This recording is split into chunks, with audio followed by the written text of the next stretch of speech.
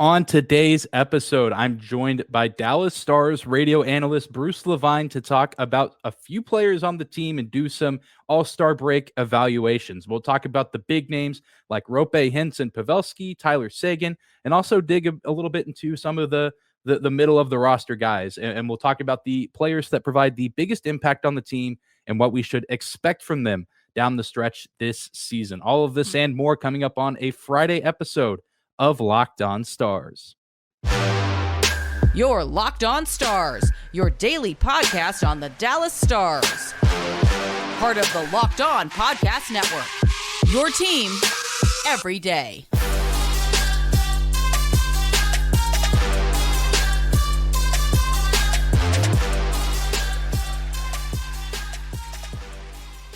Howdy, Stars fans. Welcome back to the Locked On Stars podcast, the only daily podcast covering the Dallas Stars, part of the Locked On Podcast Network, your team every day. I'm your host, Dane Lewis, your local expert on all things Dallas Stars hockey, coming to you on this Friday, February 3rd.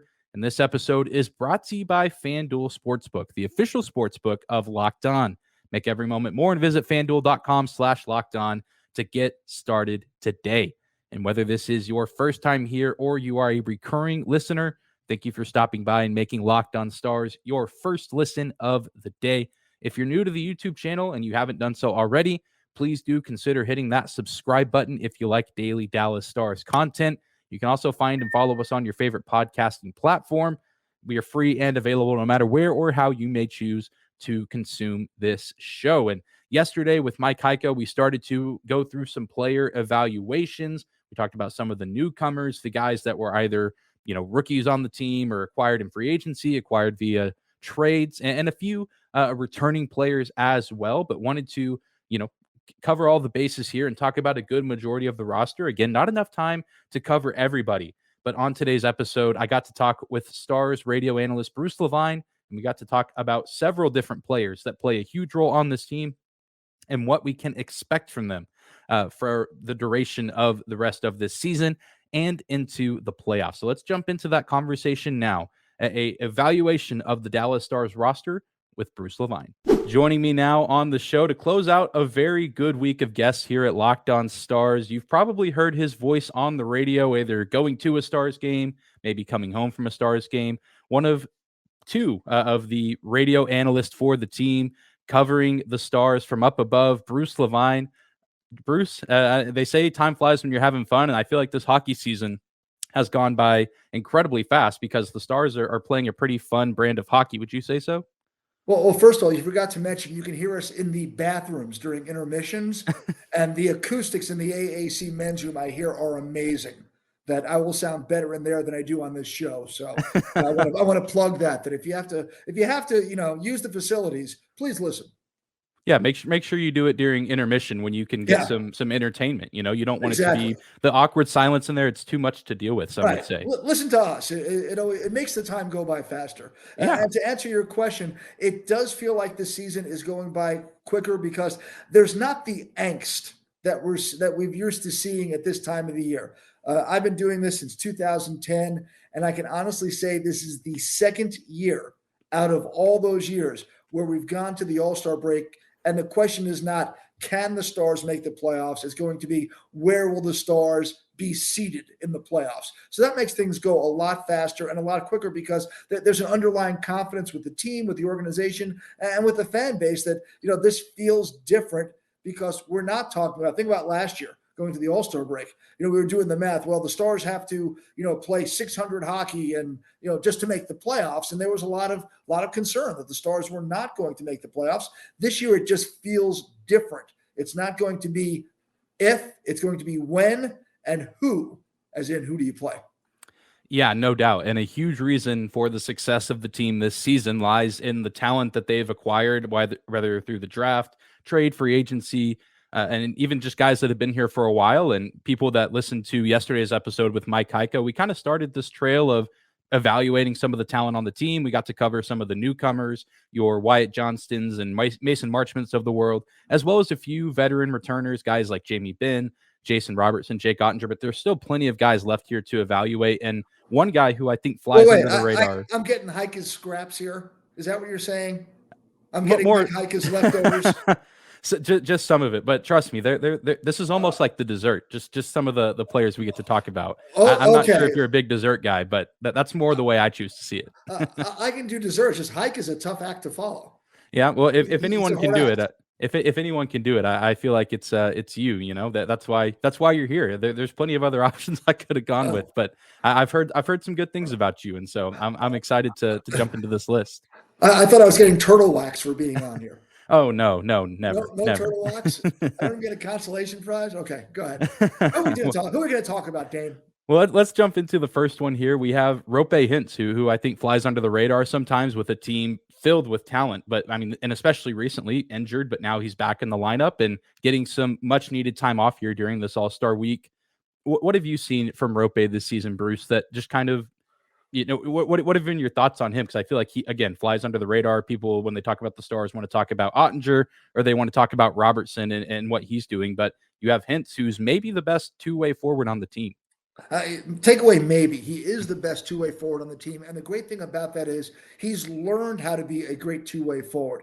I spoke to some of the scouts that were involved in the decision to take him back in 2015. And, the book on him was he was a perimeter player with great speed, but he has to learn how to play a full game. Well, he's learned how to play that full game, and he's a guy that you can do penalty kill with. You can have him on the ice at the end of games. I mean, obviously with Foxa and Glendening and Ben and the ability to win faceoffs, that's if there's one little, I wouldn't even say below average. I'd say below the Stars average because the Stars are so good in the circle. That's the one thing that hurts Roope Hintz. But the biggest thing with Roope Hintz is the gaps he creates. You look at the Dallas Stars power play when he was out.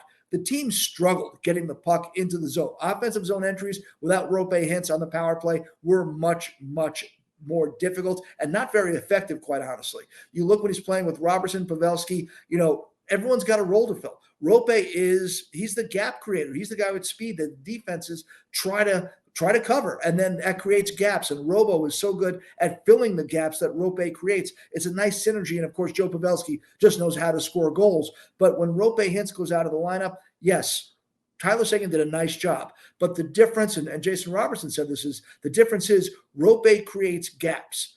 Tyler Seguin is the guy that knows how to retrieve pucks and put his body in the right place to steal pucks once they're in the zone. But it's a much different, I would say, chemistry. Sagan's going after puck. I mean, Tyler Seguin, puck hunter, is not something you thought you'd hear 4 years ago, but he's smart enough. He knows how to win battles in the corners, get pucks, get it in front. With Roope Hintz, it is a track meet to where the defense has to adjust to his speed. That creates gaps. Robertson fills those gaps. I honestly think that if Roope had not gotten hurt, he might have been a stronger consideration for an all-star. Mike Modano's record for points in the season is 93. I think it's a given that Jason Robertson is going to get there. I don't think it's out of the realm of possibility that Roope Hintz might break that record too with a strong finish to the season. Yeah. There's no doubt in my mind, especially if he plays healthy. I'm right there with you. And I mean, we almost saw the next guy, Joe Pavelski, get there last season. 89 points, I think, was a career high for him. And it sounds like 4 points shy of an all-time record, which is pretty impressive for a guy who's played as long as he has. And I think, Joe Pavelski's a guy that we know he's coming back for at least one more season next year. And maybe to some people's surprise, because I think no one would blame him if he, after this year, wanted to hang up the skates and call it a career. But he seems to have a little bit of belief, or I feel like you wouldn't come back playing as long as he has unless you thought that this team had something special past this season. And do you think that plays a huge reason into why Pavelski is coming back next season here to just close out some of the talk of the top line? What's missing on Joe Pavelski's resume? The biggest thing missing is the Stanley Cup. And he wants that. He and Jamie Benn, I mean, I know everybody wants a Stanley Cup, but I think those two will not feel complete unless they get one more chance. Each has played, in a Stanley Cup final. Pavelski with the Sharks. Actually, Pavelski's played in two, but with the Stars and with the Sharks, and Jamie had the one in the bubble. And to a certain extent, the bubble one doesn't even feel like a Stanley Cup final, even though it was, because it wasn't the mania of, game in, game out, the AAC rocking and everyone talking about the games between days when the games were off and people driving around with Stars flags. It was just a whole different feel. Joe Pavelski wants to win a Stanley Cup. And Dane, if you remember when the Stars signed Pavelski, and of course, people get paid to come up with takes, whether they're correct or not. Do you remember the two things that they knocked the Stars on? One was, well, year 3 of the contract's going to be a waste because he's going to be too old to play. And the other one was, well, the Stars signed him for a lot of money because he had a great shooting percentage year that last year in San Jose, and he'll never be able to match that again. Well, Pavelski's defied the rules and defied the laws that the naysayers had to say. He's really, in front of the net, he's as good as they come. And maybe he's lost a step, but playing with Robertson and Hintz, he doesn't have to have that step, especially with Roope, because Roope is the first guy back into the zone so many times. But Joe Pavelski's a leader. He knows how to score. And he's taking less money each year to come back. So the Stars will be able to fill out a better lineup. Plus, you know what? His family likes it here. His son plays on the Dallas Stars Elite. His family likes it here. So why not? Why not keep playing? It's not like he's bringing anybody down by doing it. And he's still, I don't know if he's going to get to 80 points this year. It'll be close. But you know what? How do you argue with that line and keeping them together? You can't. And Pavelski's a pivotal guy in that. And the other thing is the younger players look up to Pavelski. Obviously, Wyatt Johnston living in Pavelski's house. They're going to have some other guys come out. Logan Stankoven's going to be here probably next year. Maybe Maverick Bourque. Having a Pavelski who knows how to score and do it at the NHL level, having him around is also a huge boost for the guys coming up. So, Pavelski knows his role, but it's not just himself. It's what he brings to the table and helps, I guess, pass the wisdom to the next generation. We've got more with Bruce LeVine coming up here in just a second. But first, I got to let you know that today's episode is brought to you by our friends at FanDuel. We're really excited about our new sports betting partner for Locked On because they're the #1 sports book in America. And if you're new to FanDuel, that's even better because they have so many great features that make betting on sports both fun and easy. You can download FanDuel now so you can bet the Super Bowl 57 with a no-sweat first bet where you'll get up to $3,000 back in bonus bets if your first bet doesn't win. FanDuel lets you bet on everything from the money line to point spreads to who will score a touchdown. The FanDuel Sportsbook app is safe, secure, and super easy to use. And best of all, you can get paid with your winnings instantly. So join FanDuel today at FanDuel.com/lockedon to claim your no-sweat first bet on Super Bowl 57. That's FanDuel.com/lockedon. Make every moment more with FanDuel, the official sportsbook partner of the NFL and the Locked On Stars podcast. Yeah, you mentioned the leadership, and I kind of want to dive into that at a deeper level here. I was talking about this with a friend the other day, actually. So much of the importance of a playoff run is not just the performance on the ice, but it's the leadership off the ice. And you mentioned the word leader just a second ago with Joe. In your experience covering the Stars or hockey in general, how valuable is it to have that veteran leadership, not just Pavelski, but Jamie Benn, Tyler Seguin, and some other guys that have been around for a while, whether that's Esa Lindell, Ryan Suter, even. I know that there's opinions on him throughout the fan base, but he's a veteran presence who's been in this league a long time. How valuable are those players on a team? Again, not just on the ice, but off the ice as well, because the playoffs, as we know, a completely different game in terms of the mental side of, playoff hockey. How do you learn how to win? It's not something that you just throw your sticks out. There's a very famous story from Wayne Gretzky, and I'm going to go back. You've heard of Wayne Gretzky, right? Yeah, once or twice. Okay. Here's a great story that when Edmonton played the Islanders in the Stanley Cup final in 1983, I believe, 1983, and they got swept by the Islanders. Edmonton thought they were a bunch of young guys who thought they knew just they were going to go out there and play their game and win.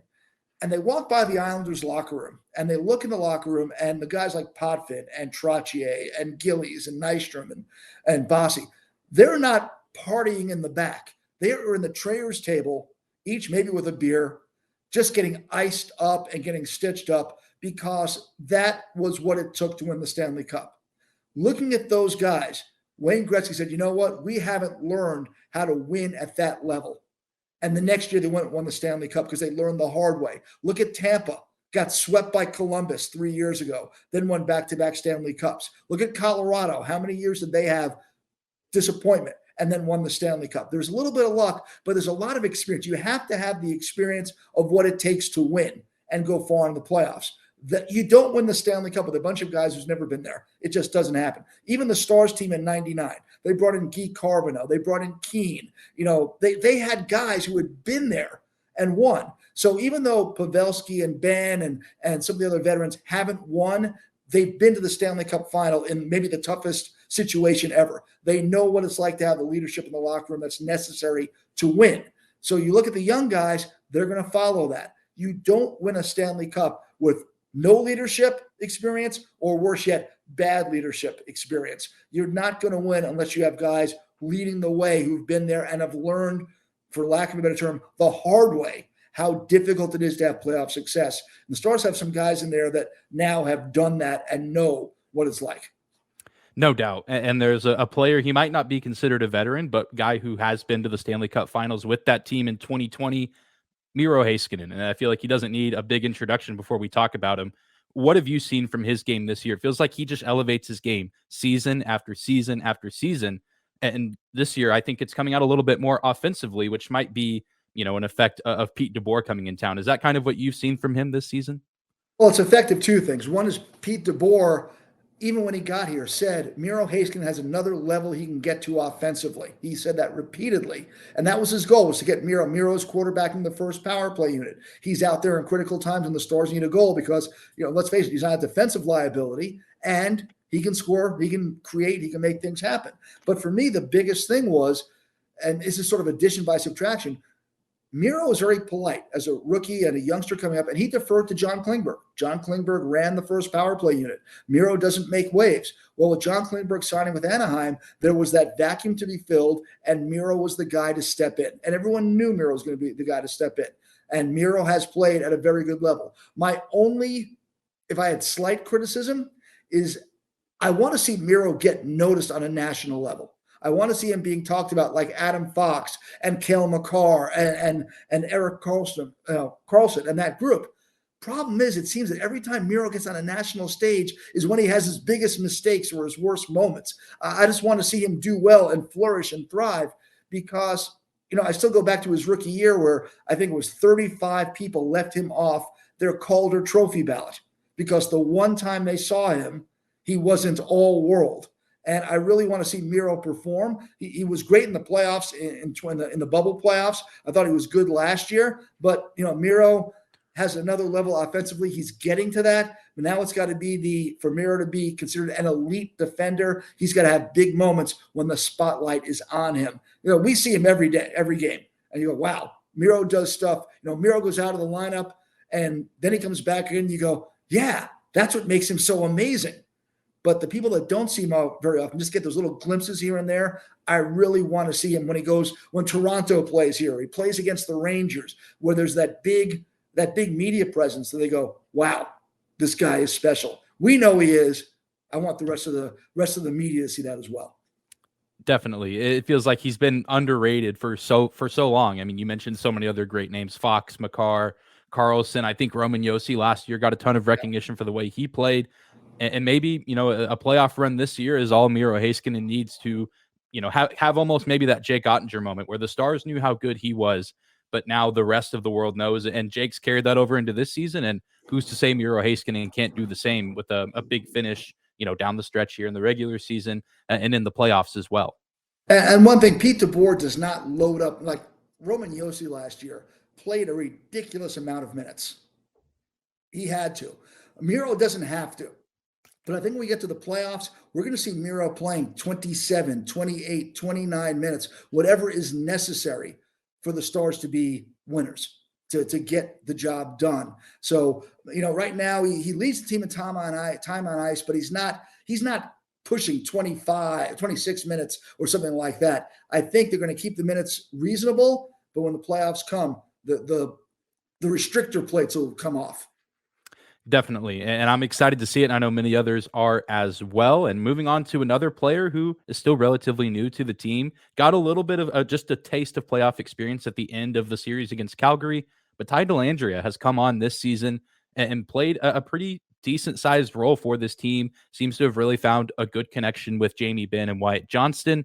What have you seen from Ty? Because I know we saw a lot of him 2 years ago, that condensed season where there were injuries galore on the roster. A really, really tough stretch of games, tough teams in the same division as the Stars. And Dellandrea kind of thrust in there, maybe a little too early, but he had to be there in order for the Stars to have a roster to play. But now it seems like he's finally kind of arrived as a legit NHL player with some skill, obviously not perfect and still working to get better, but been a lot to like about Dellandrea this season. It's interesting. You talk to people in the Stars organization, and they feel that taxi squad set Dellandrea back about a year. That, you're in the NHL, you're practicing every day, but you're not playing. So if you're not playing, you're not getting better. Then you get used to the NHL lifestyle a bit, and you can't practice at the same level at the NHL when, like in a pregame skate, guys are coming out for 5 minutes and then leaving.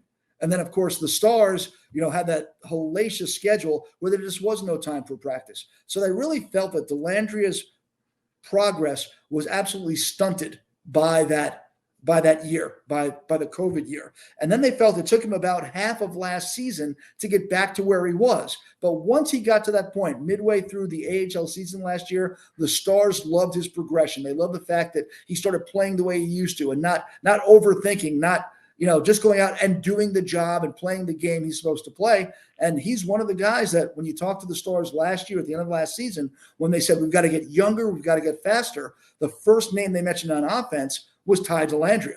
And he worked out hard in the offseason, worked with in the Gary Roberts program. And what I like best about him is because let's face it, he's a jerk on the ice. He's a guy you don't want to play against. He's gritty, he's sandpaper, he's in your face, he's annoying. That allows Jamie Benn to go and be an offensive threat because Jamie Benn doesn't have to be the physical factor on the line. He doesn't have to be the guy that goes in the corner and scrapes around for pucks. What Ty Dellandrea is, you got Wyatt Johnston, who's got tremendous patience for a 19-year-old and great puck skills. But then you throw Ty Dellandrea in there, and he's the jerk. He's the sandpaper, and that allows Jamie Benn to be an offensive force and not have to be that guy that stirs the pot. And you see the effect it's had on Ben, and that line has clicked quite well.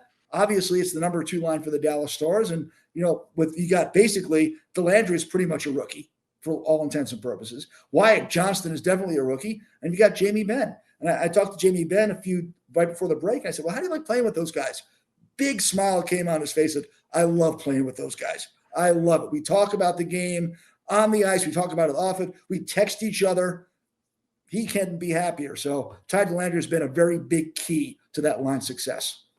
No doubt. And I think that's huge from Jamie Benn. I mean, he never is one to fabricate or tell lies. He normally is very clear about how he feels and very blunt and direct about things, and also quick to praise his teammates. So that's huge praise from the captain of the team who, is having one of his best seasons in a while, similar to another player on the other side of the ice. And you mentioned Miro Heiskanen and how, he kind of gave way to John Klingberg during the early days of his career here. Now he's kind of the guy, but there's another defenseman who has been here a while and never really demanded the spotlight, but shows up to work every day and doesn't really ever seem to miss much time, miss many games. He's always out there playing a lot of minutes, and that's Esa Lindell. And I, for one, think he's having a really solid season, especially defensively, but even on the offense a little bit. I feel like we're seeing him get rewarded with a few more goals than we might normally in the past. Well, what's been your take on Esa this season? Because I think he can be overlooked, but again, he shows up every day. He hardly misses games and seems to always play hard when he's on the ice. It seems the Stars fan base has a lot of opinions on defensemen in general. And I have seen some people complain about Esa Lindell. I have seen some people out there, he's one-dimensional. He's not, he doesn't scare anybody. But you know what? His job is not to go out there and put pucks in the net. If you get a few goals from Esa, fantastic. His job is to be locked down defense. It's not the same, but Darian Hatcher didn't score a whole lot of goals. Now, Darian Hatcher did scare the hell out of everybody who ever played against him, but Esa Lindell's role is to stay back, kill penalties, be the guy on the ice at the end of the game, and make sure whoever he's up against doesn't score. And, Esa Lindell makes the second most amount of money of any Stars defenseman. And if you talk to the Stars, again, the coaching staff and the front office, they love Esa Lindell. He's quiet. He's unassuming. He plays the same steady game night in, night out. And the Stars know with a 1-goal lead, you are going to have Esa Lindell on the ice, whether it's usually with Yanni Hakanpää, sometimes with Miro Heiskanen, but the given is that Esa Lindell will be there. He blocks shots. He clears the front of the net. He's a guy that, when you talk about defensive defenseman, he's the prototypical guy. And again, the Stars love what he brings to the table each night. Now, if the Stars are going to win a Stanley Cup, maybe, you need him to play more minutes. But the way the Stars are playing right now, with the great thing about having this record that they have is you don't have to tax anybody right now. You can just keep rolling them and hope that when the playoffs come, these guys, Esa Lindell in a playoff series is going to get more time. Just about, every defensive zone faceoff in a third period, Esa Lindell or Miro Heiskanen is going to be out there. So you certainly expect, the time on ice to up a little bit, but Esa Lindell has earned that and deserves it, quite frankly. I mean, he's a guy that he'll block a shot, he'll clear the front of the net, he'll do what you have to do. And for anybody that's, thinks that Esa Lindell's overpaid, we asked this to one of the people in the Stars front office, said, if you think Esa Lindell's underpaid, if we put him on the trade block tomorrow, we'd have 31 teams making offers. And that says a lot about what they think about Esa. Yeah, no doubt. A very, very good, consistent player, like you say. And I've got two more for you. And the first guy, I know that this guy might not be on the team, a month from now, but a guy that I think is worth mentioning just because there were so many big expectations placed on him this season. Denis Gurianov. It's not, obviously he's had some off ice matters to deal with. He missed a good amount of time away from the team that was not injury related, a family related incident. So obviously not everyone has a grasp of what he's dealing with outside of the game of hockey, but we know on the ice it has not been a great season for him. Do you think that he sticks around and finishes the season out with the Stars, or do you think he could be a potential piece that gets moved as the Stars look to add some maybe different faces and names to their roster? Oh, I'm going to throw this back on you, Dane.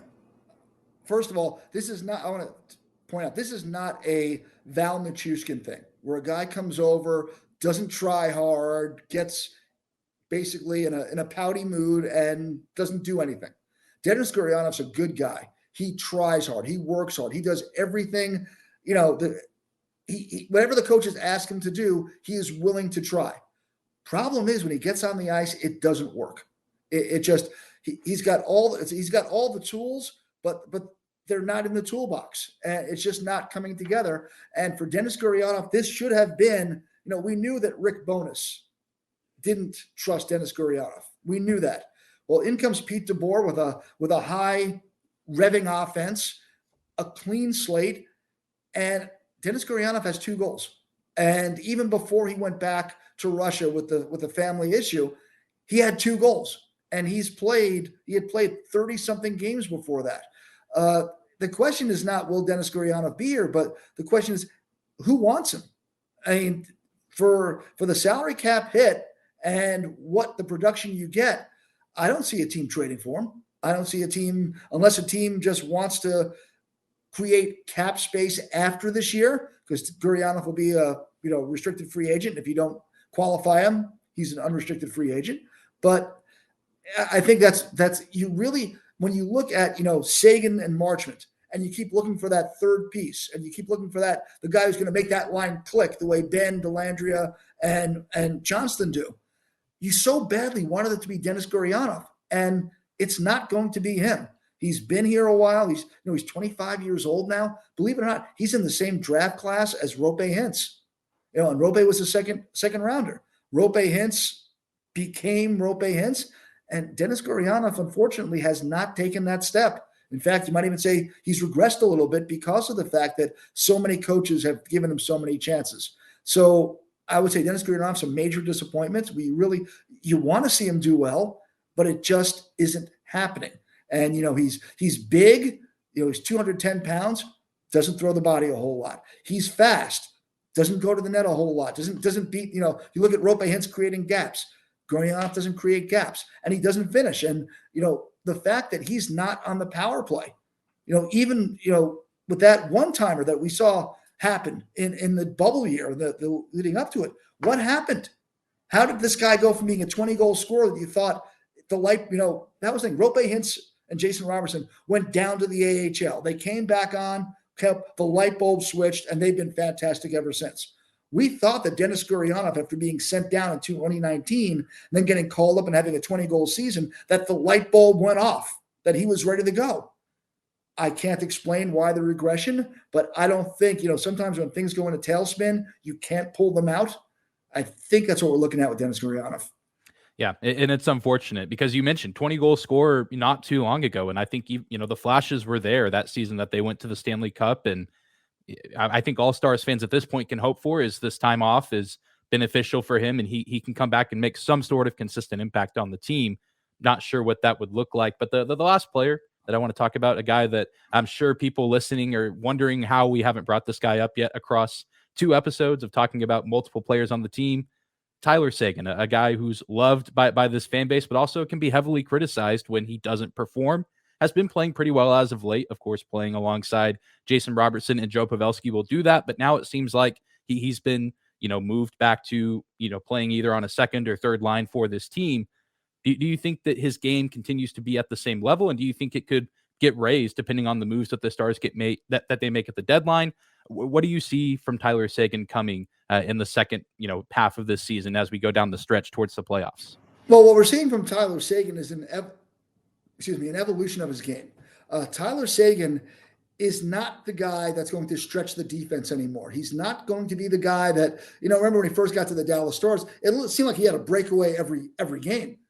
Especially in the second period, Ben Bishop would launch one up and Seguin would pick it up and go in. Those days are over. If Tyler Seguin is even with a defender, it's not game over anymore.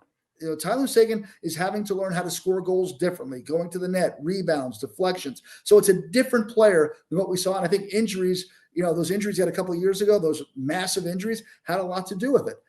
Tyler Seguin, the reason Tyler Seguin did so well with Pavelski and Robertson was there were gaps. I mean, Pavelski attracts the defense. Robertson attracts the defense, and Seguin found those spaces to go and score.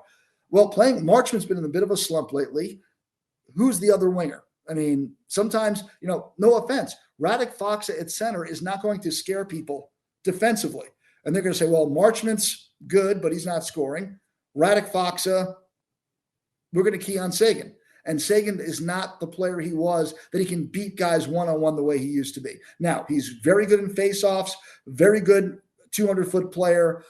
To expect Tyler Seguin to score 40 goals again, those days are gone. If Tyler Seguin can, I really think if the Stars had one move they had to make at the deadline, they've got to find that number 9, that winger that completes the top 9. Because then you could have, Glendening, Kiviranta, and Faksa, and you've got a good fourth line. There's your fourth line. There's your checking line. Mm-hmm. You're done. But they need that one guy that's going to get into that line and make Tyler Seguin more effective. Let Mason Marchment be the Ty Dellandrea, the sandpaper guy that gets in people's grills, and then create the same magic that we saw.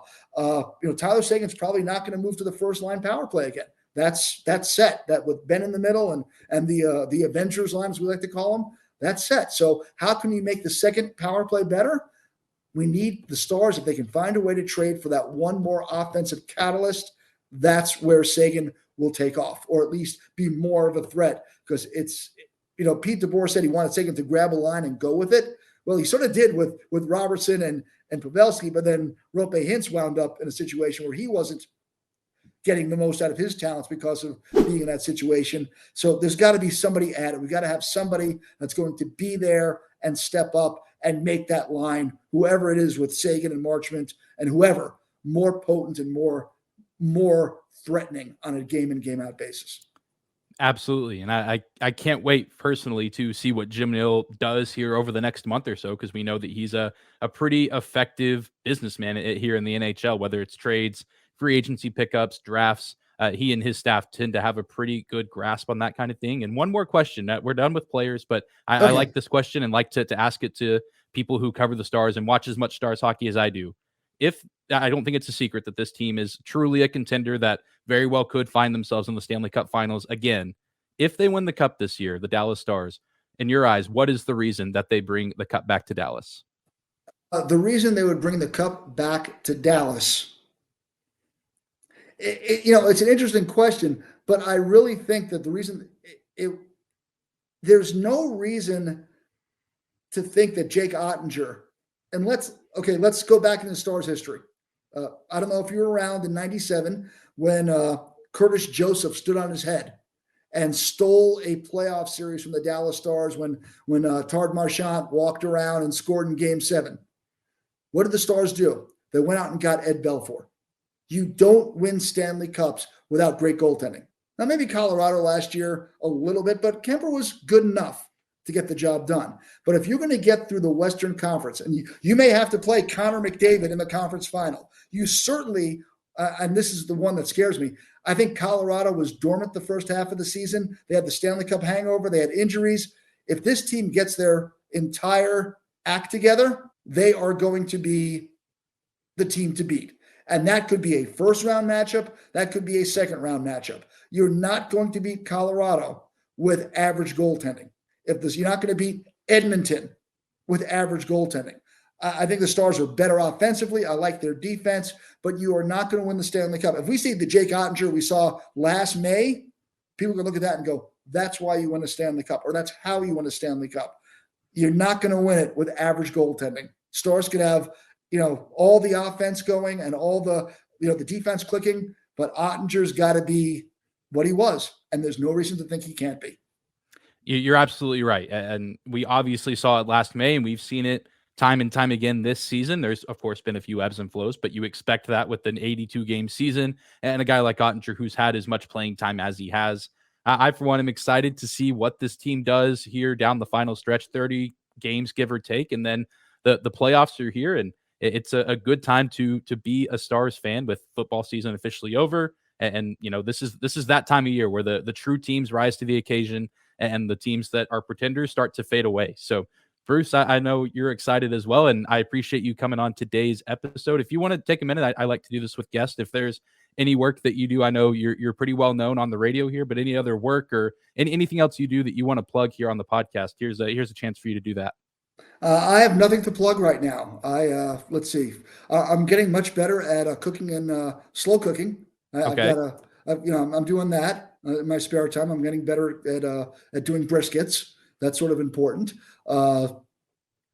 Let's see. No, there is no work I want to plug right now. There is nothing I need to plug. This is my focus.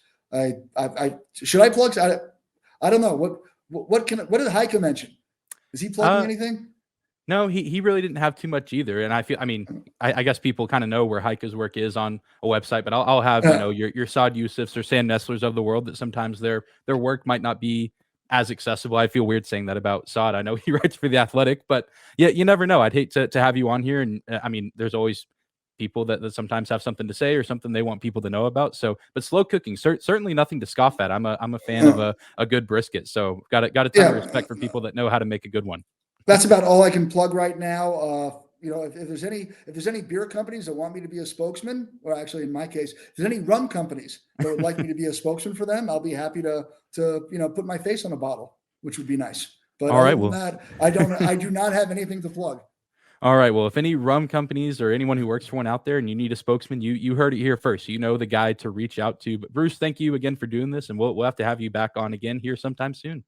Dane, I enjoyed it, and best of luck with the podcast. Hope it goes swimmingly the rest of the year. I hope you guys enjoyed today's conversation with Bruce, and I hope you guys enjoyed this entire week. Tuesday through Friday, had a guest on the show. Special thank you to Saad Yousuf, Sam Nestler, Mike Heike, and of course, Bruce LeVine on today's show.